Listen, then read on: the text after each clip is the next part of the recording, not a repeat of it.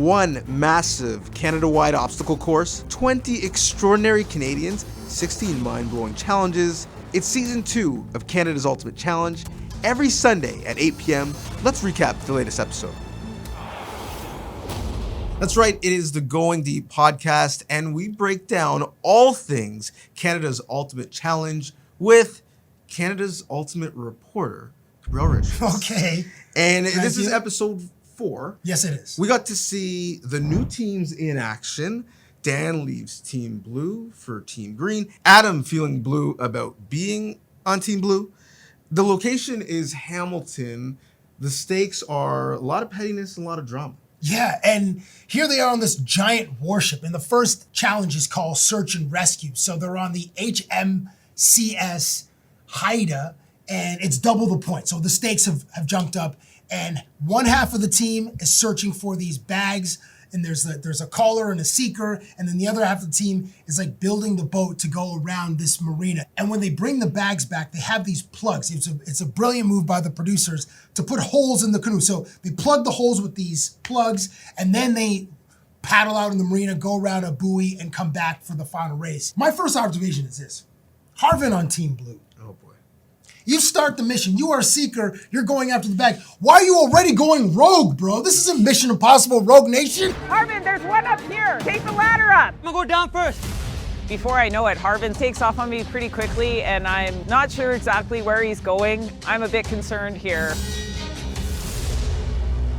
Listen to your call. Angel is out there like Rebecca Ferguson calling for Ethan Hunt, and my guy is on his own mission. Like, you're setting your team back so far.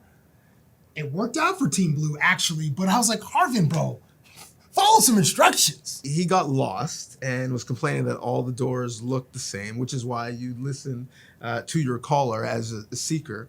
It was interesting because you talked about the producers. Love the fact the last competition before the next elimination, so double the points. Yeah. So double the stakes. But this was, I suppose, process of elimination as all the teams made some mistakes. You had the green team with holes in their boat, Yeah. which was a bit of a mess, which they tried to out-paddle, which didn't work. Team Blue and Team Orange collide. Green eventually sink and end up sinking their chances in this game. I, though, was so impressed in the stamina that they exhibited because, as many Canadians, fortunately or unfortunately for us, have seen, we did our own version of Canada's Ultimate Challenge. Us? Oh, that was like a one-day shoot. Oh, God. Very lightweight. Yeah. These people are going against currents, Yeah. screaming at each other the entire time. Yeah, hat tip to them. I got to give a shout out to Brandon on Team Red, running like Andre DeGrasse, bro. My guy was like, are you going to be in Paris? Did they clock his 40 time? They're in Hamilton. Like, training camp is soon for the Ticats, or get this man on the practice squad of the Buffalo Bills. My dude was hauling ass. Like, that was impressive. Did it. It feels so good. So good. Blood Warriors on 3. 1, 2, 3. Blood Warriors! There's this initial excitement for winning this challenge. And then it sets in that being in this position of power and getting to decide who gets to go to the Elimination Showdown, you know, I'm kind of having a hard time with this. We have an alliance with Team Orange, but the person that I bonded the most with in this competition is Adam. Brandon, again on Team Red, reminds the audience of the alliance between Team Red and Team Orange. Yes. And now Adam, who was formerly on Team Red, is now in Team Blue, is watching his old team win competitions. It's like watching your ex-girlfriend move on and you're devastated. You're in the basement, you're eating chips, and she's moved on and she's winning medals at the Olympics, like on a global scale. Like, how are those barbecue lays, fam? That's how Adam's feeling. I think it might be worse because Adam claims that he's the one who decided to click up. He's the one who brokered the alliance. No, we saw that. We actually saw that, I think, in episode 1. Yeah, we saw that, but we don't know if it was just him. He's acting like he's Obama. He did the jobs bill. The economy was outstanding, and Trump is out here saying, like, that was me, that was me, that was me. He came with the Affordable Care Act. That's correct. So he's watching, according to him, his work benefit others, and he feels the type of way about it. But I also love the fact that Lekka feels the type of way about him and basically saying, like, I know who you are, bro. I know how you are. I know you're going to have a next alliance, so I'm watching you. I got my eye on you. I'm taking out the violin. I'm playing some sad music, shed a little tears. I wanted to be there with you guys to the end, but that's obviously not going to happen, right? So. That might happen. Thank you. Okay. I look at Leka, she's just game-faced. So I know like this morning there was like a lot of side conversations and just wanted to know like. I literally, can I finish my question? Sorry, yes, yep. I just want to know if you guys had an alliance with anybody going into this. Ninko did come up to me. He was like, you know, we doing this, you're gonna keep me safe? Adam also tried to deliver the best performance of the show. Like he was reminding Team Red that he was on Team Red, and he's trying to unlock his own Adam Driver to pull on the heartstrings so that Team Blue wouldn't be in the elimination round. That was the best performance. Maybe the worst performance was Team Green. Other than their actual athletic performance, they reveal that they say that they want Orange in the Elimination Challenge. Like, why do you have to keep it 100? Like, how does that benefit you? You know who's going to be in the Elimination Challenge? You, Team Green. So why do you say to the team you have to compete with, we think we can beat you? Sometimes less information is better than more information. I'm going to ask the hard question. Did you call us out? Well, the truth is, it just came down to business, and we did ask for Orange to go out. There's a lot of rational things behind it, that's why. There's a lot of rational things behind it? Yeah. Like what? We all try to fight the team that we think we have the highest chance of succeeding against. I don't know if it's fair that you guys think you have the highest chance of succeeding against us when we've been in first place. Oh, I've been every wrong. time. I've been wrong many times before right, in my life. So that's an interesting choice of words. My MVP of the episode is someone who was not in that Elimination Challenge. My MVP was Leka. Oh, nice. She's the MVP because she ascribes to the no long talking creed. And she's not out here having many conversations.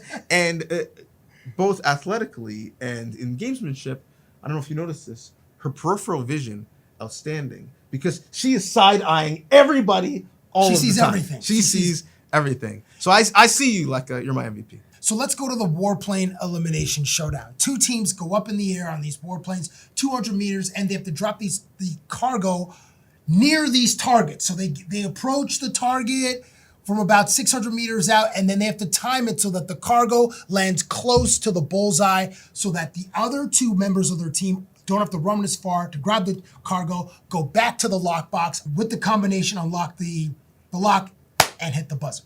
So it's Team Blue versus Team Green, as you just mentioned. Team Green doesn't get Team Orange because Orange is in alliance with Team Red. Despite Adam's request and crocodile tears, he gets thrown in with Team Blue regardless. Yes, so on Team Blue, Whitney and Angel are on the plane, and the runners are Harvin and Adam. For Team Green, Sandra and Darko are on the plane, and the runners are Dan and Ninko. And Dan doesn't want to be there. He went from the podium to the gallery, and he's got to compete with Team Green.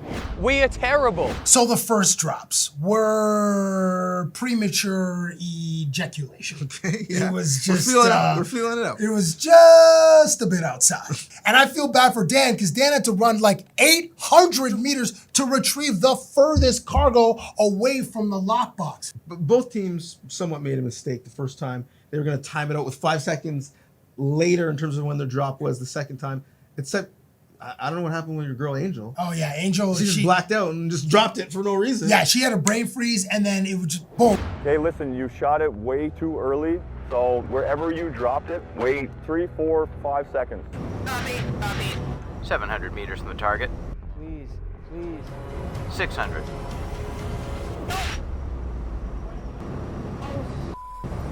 So Harvin and Adam still had to sprint, I don't know, somewhere between 600 and 700 meters to retrieve both cargo. I mean, they got to their cargo first and were able to start figuring out the combination. They had 16 potential combinations, 4 digits to unlock the lockbox. But can we talk about Ninko for a second? Ninko's cargo was the closest. Yeah. Therefore, he had the shortest distance to run. What was going on with his running form? Like he ran like he was the robot in iRobot. Like what was going on? You didn't have to pace yourself, my guy. There wasn't a lot of elasticity in those strides. And again, Dan, this guy is running like over 800 meters, totally gassed by the time he gets back to the box to add his 2 digits to this combination. They got to figure out they have 16 possible combinations. Team Blue is victorious. Adam and Harvey, huge celebration. It's Adam's first win with his new squad. And Team Green, again, a miserable finish, a last place finish, and that's a wrap for Team Green. Ninko left us, though, with some great parting. All we did was lose. I'm not feeling the greatest, but I'll take the L like a boss. We went out blazing though, guys. Yeah. We're out of here, baby. Peace. Poor dude, man. I will say, though, I did appreciate his energy. I did give him one of my previous MVPs. I was disappointed in Dan. You were? Yeah, because all this dude did, first of all he did to start was trash other teams. Then he was on a trash team, and all he did was trash his own team. Like, I don't know if I got one positive soundbite from Dan that wasn't about Dan. So I wasn't too upset to no longer have to live through that melodrama. So Team Red, Team Orange, and Team Blue move on to the mountain region, and we say goodbye to Team Green. Peace. Don't miss new episodes of Canada's Ultimate Challenge every Sunday at 8. Watch free on CBC Gem.